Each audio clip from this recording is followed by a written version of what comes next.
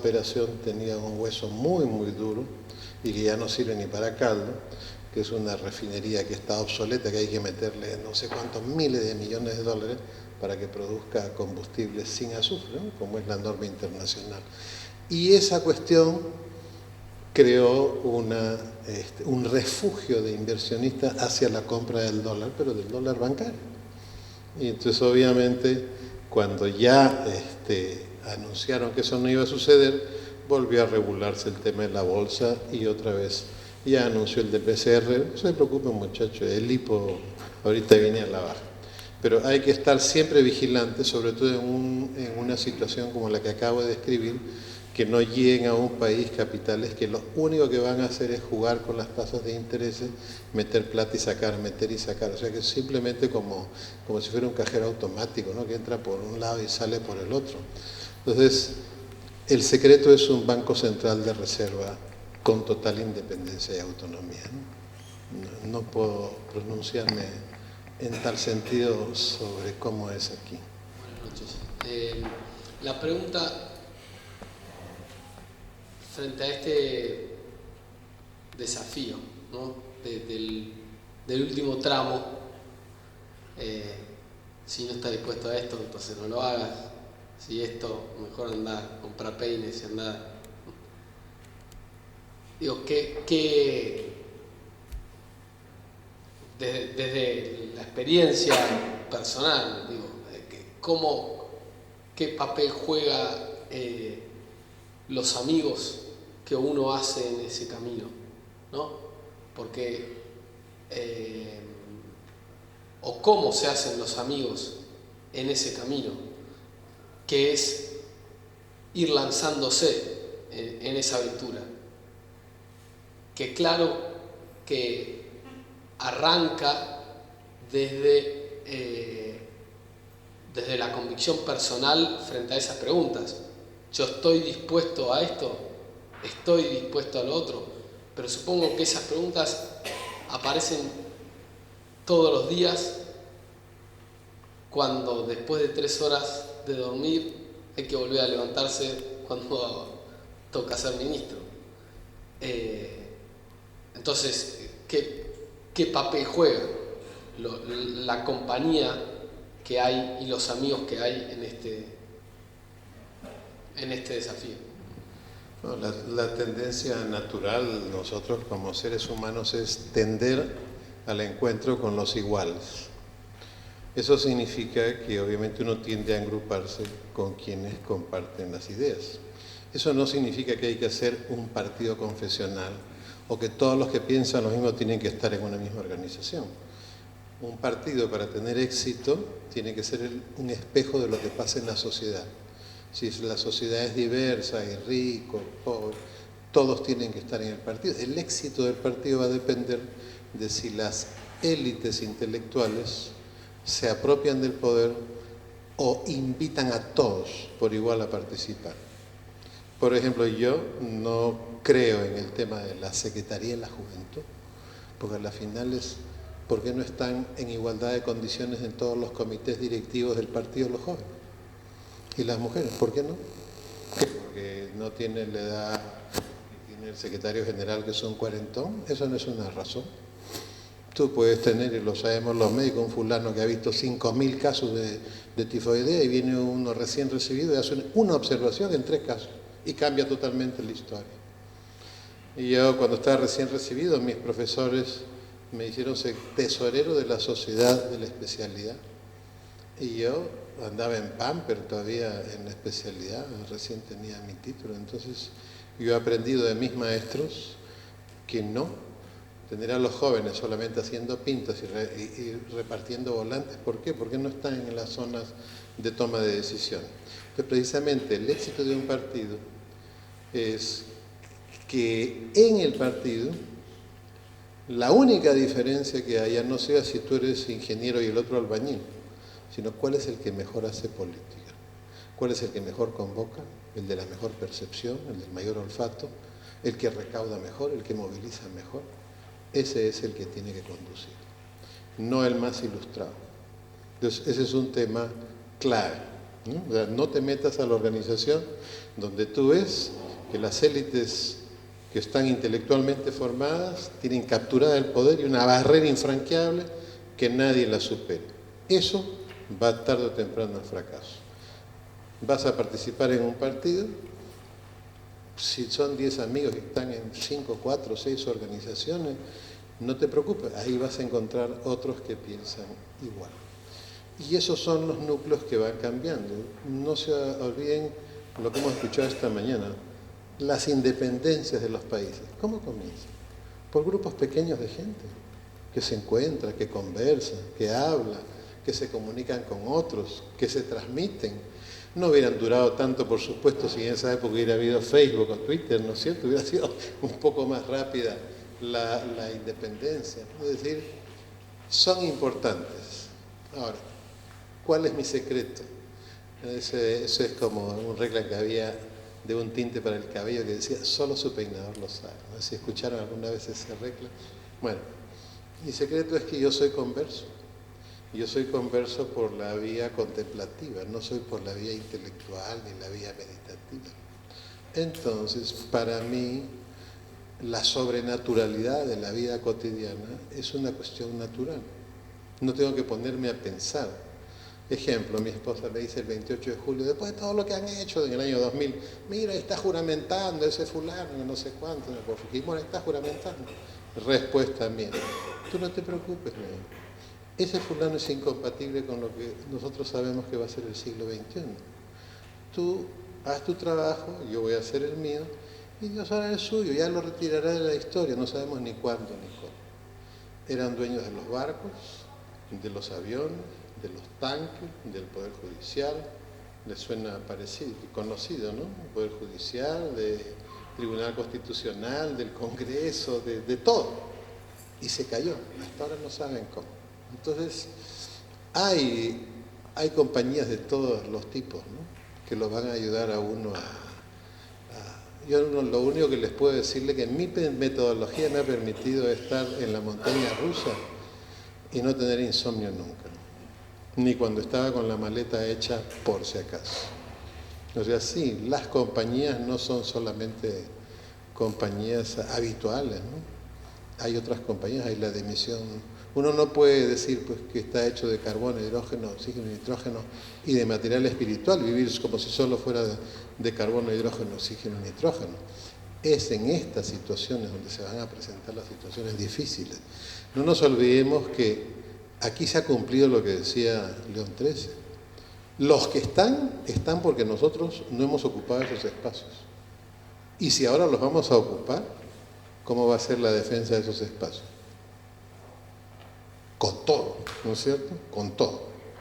Yo llegué a un ministerio y me eché abajo a 60 fulanos que tomaban decisiones, porque habían esterilizado gente a la fuerza, porque habían vendido papilla malograda para los niños, porque habían amañado licitaciones, porque habían recibido insecticidas antes de que terminaran la licitación, porque habían cerrado establecimientos en las zonas pobres porque no eran rentables. ¿No? Lo saqué. Pero cuando lo saqué a los que decidían las compras. Duré 5 meses. Pero dejé creado el sistema de atención gratuita para los niños y las gestantes pobres, con lo cual ha caído la tasa de mortalidad y la tasa de mortalidad infantil y materna. Es decir, valió la pena chocar contra esas bandas de compras, pero dejar una cuestión que ya nadie pudo cambiar después, ¿no? O sea, siempre va a haber algo que hacer en cualquier sitio que uno esté.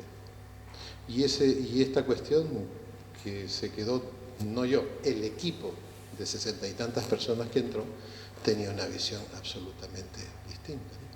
Entonces, obviamente, al armar un equipo, se armó una unión de iguales, se hizo el cambio y después vino, obviamente, la contrarreforma, por decirlo así, y salieron todos, porque los sacaron a todos. Y fueron sustituidos por los que habían sido funcionarios de la dictadura. Y ahí están, ahí están. Entonces tiene que saber que sí, la compañía es buena, pero hay muchas clases de compañía, buenas, todas. Gracias por hacer la invitación a este excelente lugar donde podemos expresar ideas. Y bueno, mi consulta al profesor Luis Solari. Cuando hablaba sobre que todos tendríamos en cierta medida, o lo entendí así, que el actor político tiene que tener una formación católica, en cierta medida, o cristiana.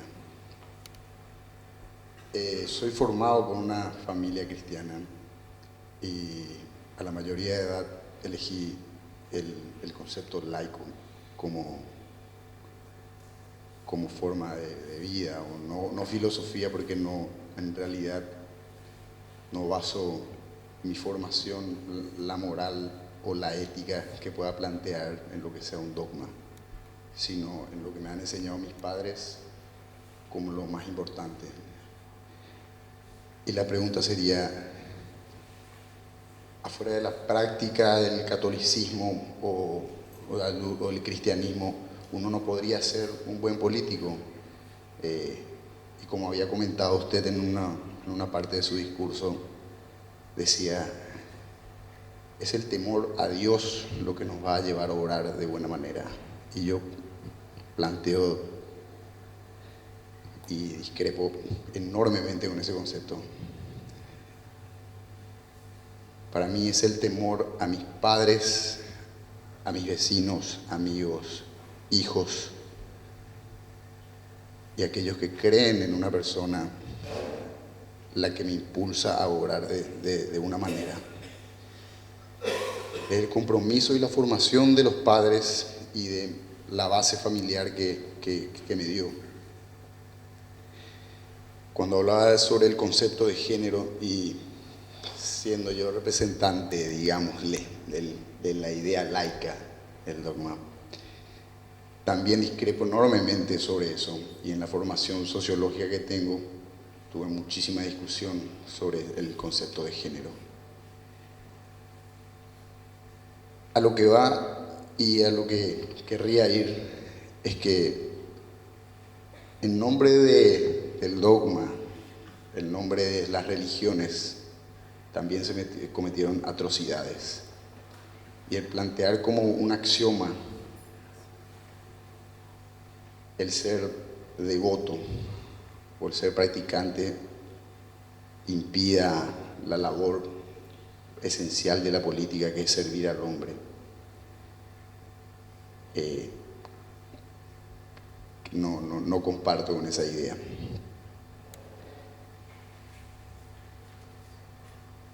La pregunta sería, ¿cuáles serían los valores o los conceptos que tendría que llevar una persona para llevar a la verdadera praxis política en fe y en detrimento de lo que todos queremos para toda la sociedad? Usted recuerda que hubo un feminismo sufragista en los Estados Unidos, la sufragista, ¿no es cierto?, que da inicio al feminismo igualitario. Y cuando aparece el marxismo-leninismo, el marxismo invade el movimiento sufragista.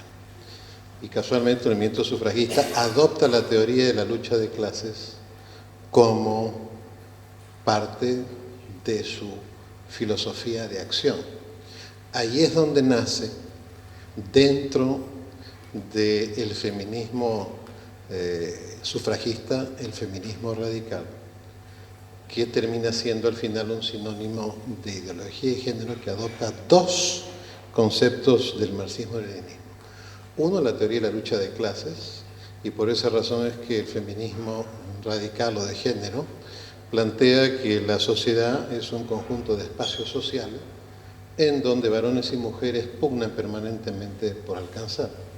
Como usted comprenderá que introducir el conflicto como un modo relacional en una sociedad o en una comunidad tan sencilla como es una familia no acepta el menor análisis. Y la segunda tesis que adopta el feminismo de género y radical del marxismo es el de que el ser social determina la conciencia social. Es decir, donde tú estás, así piensas. Y derivado de eso es que acepta la tesis constructivista de la sexualidad. Tú no naces varón o mujer, la sociedad te hace. Y esa tesis científicamente jamás ha podido ser demostrada. Por tanto, si esos son los dos puntos principales de la ideología de género, y sabemos que ni por un lado ni por el otro, entonces, obviamente, por supuesto, está ahí y presiona y pugna. Y yo honestamente no creo que introducir en una sociedad, que la sociedad es un campo de batalla en que varones y mujeres deben pugnar por ocupar esos espacios, no creo que eso sea un camino bueno para ninguna sociedad. Con mucho gusto puedo compartir un documento en el que yo participé, que se llama La ideología de género, sus peligros y alcances, donde esto que estoy contestando está escrito en 20 y tantas páginas, con citas y todo, y encantado de mantener un epistolario sobre esta materia con usted. Me sentiré muy honrado. Segundo, yo no he dicho que el temor de Dios sea un móvil para la acción política. He leído lo que la gente piensa. O sea, la gente piensa que más gente con ideas religiosas sí pueden ser buenas para la política de mi país. He invitado a que en sus propios países repitan esta pregunta, a ver qué piensa la gente. O sea, ¿qué cosa piensa la gente realmente? Ahí claramente la gente está mirando las ideas religiosas como una especie de garantía, ¿no? Uno compra en un país de alta religiosidad, donde en cada pueblito hay una devoción distinta y donde se come, se ríe, se baila, se toma y se ora, ¿no es cierto? Así es el continente latinoamericano. La religiosidad termina siendo un tema importante. En la elección chilena fue un tema sumamente importante.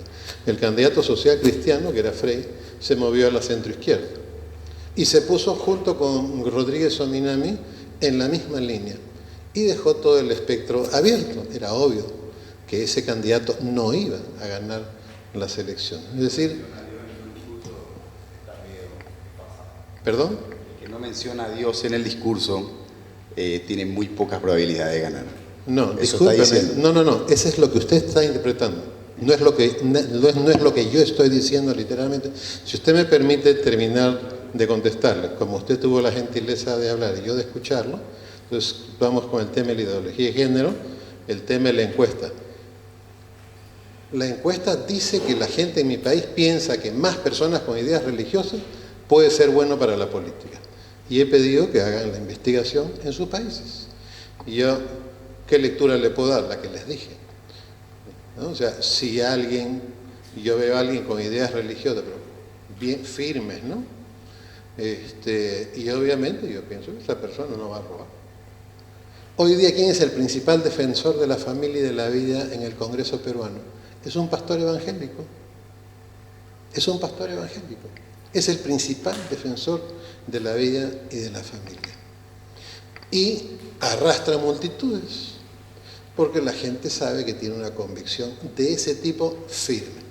No se olviden, lo peor que hay sobre la tierra es que si uno no cree en algo, ser anti algo, porque eso impide el encuentro. Y yo creo que las diferencias, hay dos formas de manejarlas. O son abismos infranqueables, o son puentes por cruzar. Entonces, por esa razón es que yo, ¿qué cosa muestro en esta conferencia?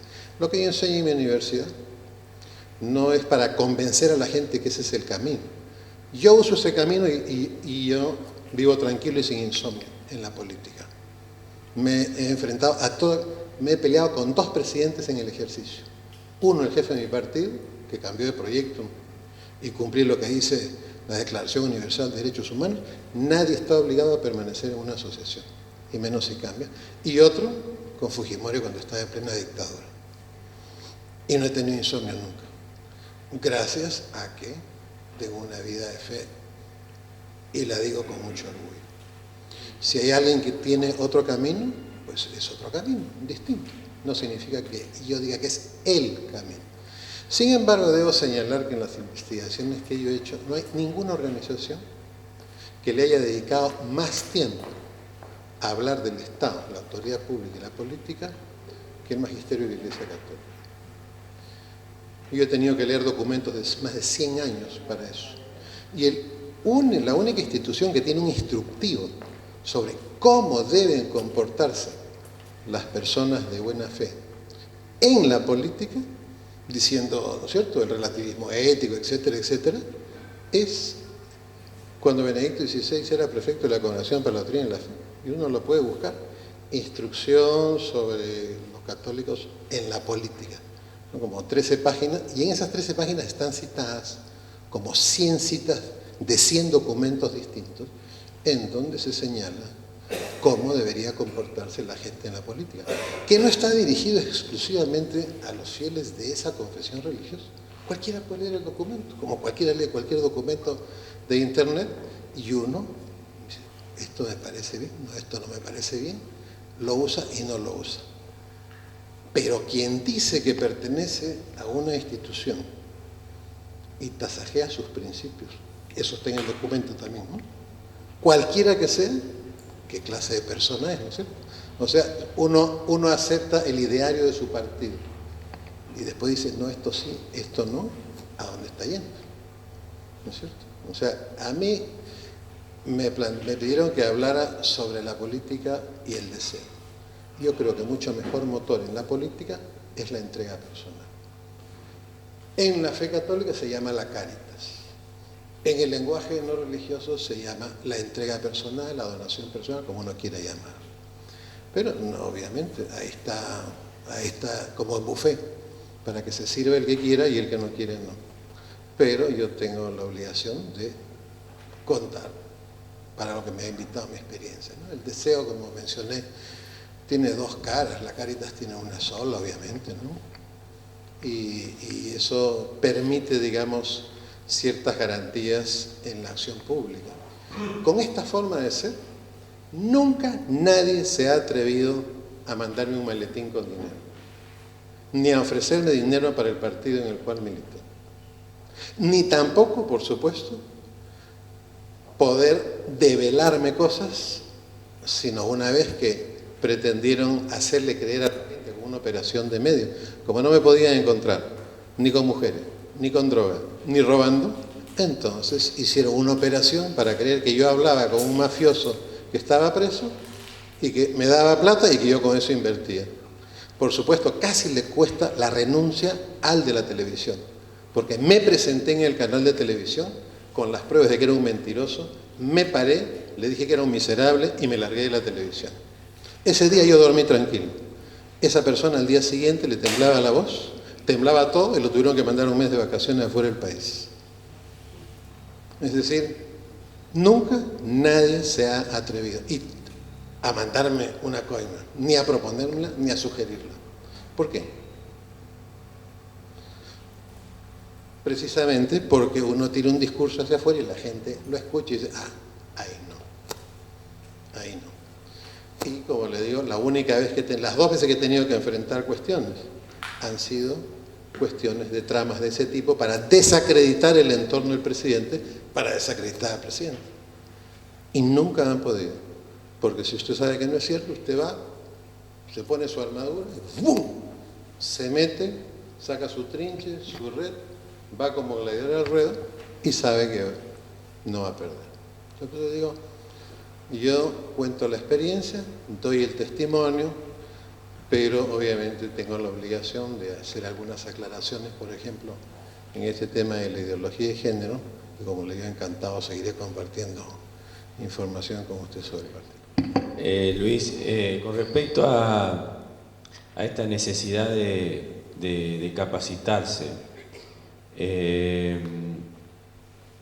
¿cómo crees vos que se puede hacer? O sea, ¿qué idea te imaginás en algo sistemático o que la actividad en lo micro uno se pueda capacitar? ¿Qué pensás en los pasos que puede dar? Que también hablabas de región, hablaba de...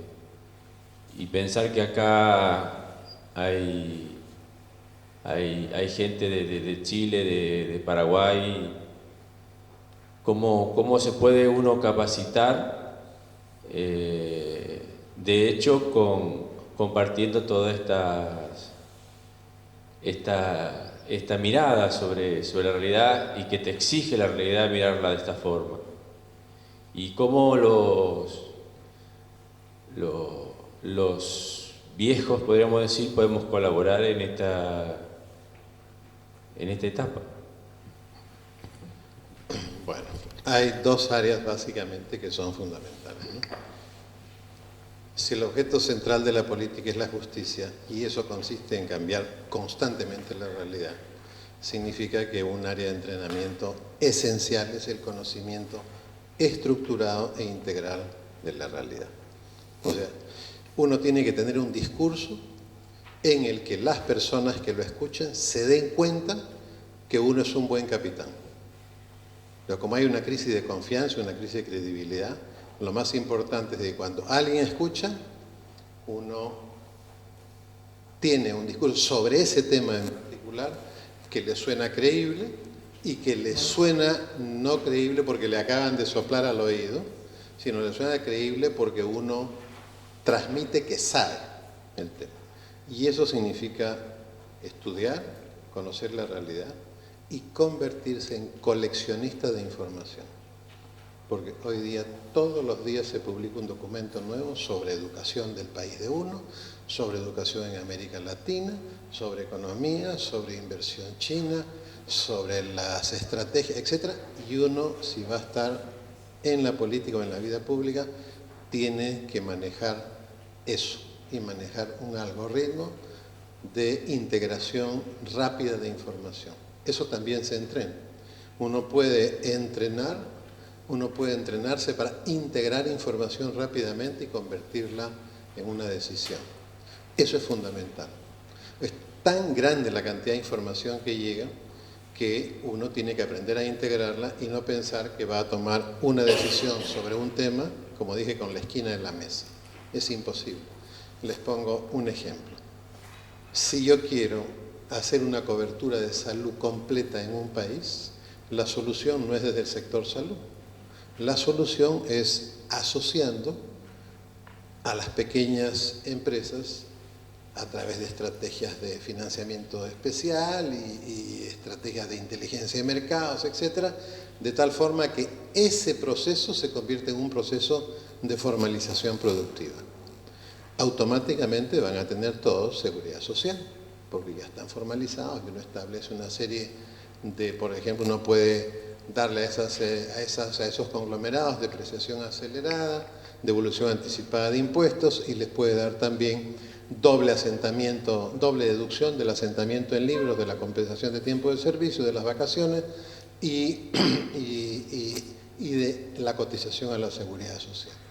Entonces, obviamente, yo le cambio el ingreso a esa familia, pero automáticamente tienen cobertura de salud, no subsidiada, no lo vuelvo dependiente del Estado, contributiva a través de seguridad social.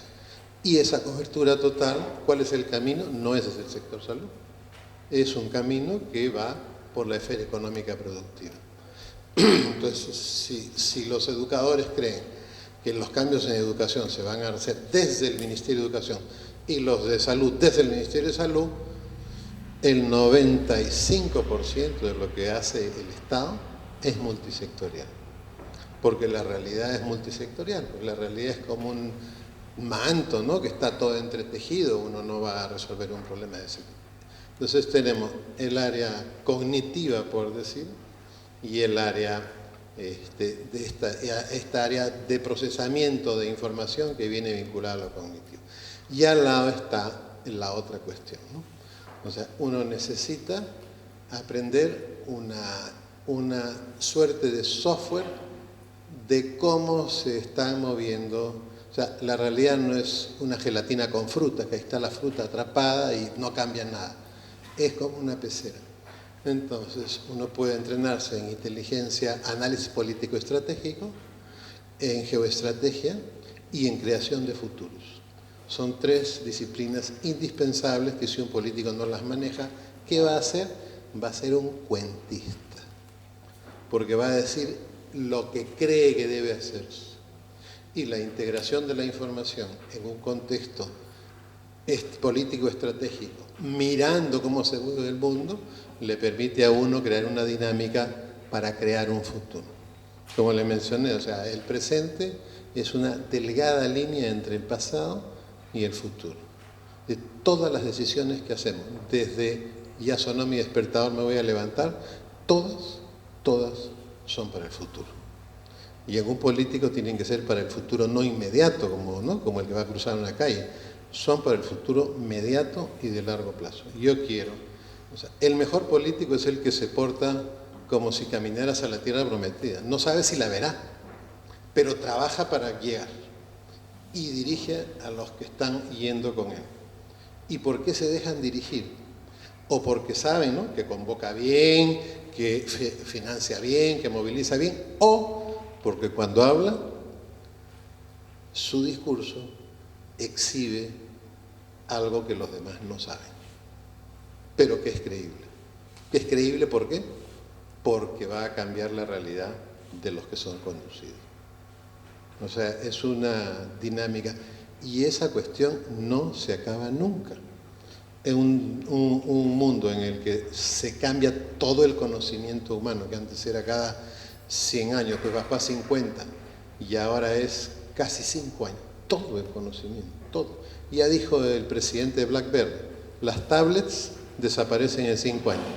Así que ya saben, desaparecen en 5 años. Y ya el tipo sabe que la tendencia cuál va a ser, a tener los smartphones como el Galaxy 3 o el Galaxy 4 con tendencia a crecer hasta un cierto límite, o sea que sea una mini tablet teléfono y no una macro tablet teléfono, ¿no? Lo cual es un absurdo. Entonces, hoy día que uno sabe que ese es el curso del conocimiento, lo único, yo le diría, ¿y qué cosa hay que cuidar? Lo más importante que hay que cuidar es no dejarse arrastrar por la superespecialización, como les mencioné, que tiende a fraccionar el conocimiento. Y al fraccionar el conocimiento lo arrastra a uno a fraccionar la realidad. Entonces lo peor que le puede pasar a alguien en la vida pública, no se olvide, puede estar en la vida pública y no estar en la política. Si está en la política, puede estar en el activismo partidario o puede estar en la vida pública, que es parte de la arena política. Por ejemplo, yo no hago activismo partidario, ya he hecho bastante, secretario general durante la caída de una dictadura, con mi partido de 100 comités, pasarlo a 10.000, ya. Si alguien quiere, le hago un software y le fabrico el partido más grande de América Latina, no tengo inconveniente. Pero yo ya hice esa chamba, ya hice ese trabajo. Entonces, yo hago política, por ejemplo, acabo de suscribir con 3 primeros ministros, con 3 cancilleres, con varios congresistas y varios notables del país, un pronunciamiento para que el Perú vote a su embajador en Venezuela por haber declarado contra los peruanos que han declarado a favor de la democracia, ¿no? Y ahí estoy yo metido. Por supuesto no puedo pisar Venezuela, no sé hasta qué año, pero no importa, no problema. Entonces, por ejemplo, eso yo hago vida pública, hago política, no hago activismo partidario. Hay otros que hacen activismo partidario y no hacen vida pública, ¿no? Un secretario de organización que está todo el día chambeando, haciendo creación, él no tiene para qué salir a los medios, sale el secretario general, sale el de relación. Entonces, lo peor que puede pasarle a alguien que esté en la vida pública y la política es actuar con una parte de la realidad como si esa fuera toda la realidad. Entonces, yo le diría, esa es la principal cautela que hay que tener hoy día con esta frondosidad de conocimiento y de tecnología. Y lo segundo, este ya es un consejo ya de experiencia. Cuando no sabes algo, llama a alguien que sepa más que tú. Pero no hagas algo haciéndole creer a otros que saben, porque si te equivocas vas a hacer mucho daño. Y cuando el daño no es reparable, sabes que ya te conviertes en un mentiroso más en la vida pública y en la política. El éxito de una persona en una función pública de alto rango es que va a traer a trabajar con él a personas que saben más que él. Solo los que sobran en la política traen a los que saben menos, para que no le quiten el puesto, por supuesto, ¿no? Y obviamente la gestión va a ser terrible, ¿no? Porque esos son los que van a jugar al traje del emperador con el que está en el cargo de alto rango. Que bien, este es el camino, y todo es mentira, no saben.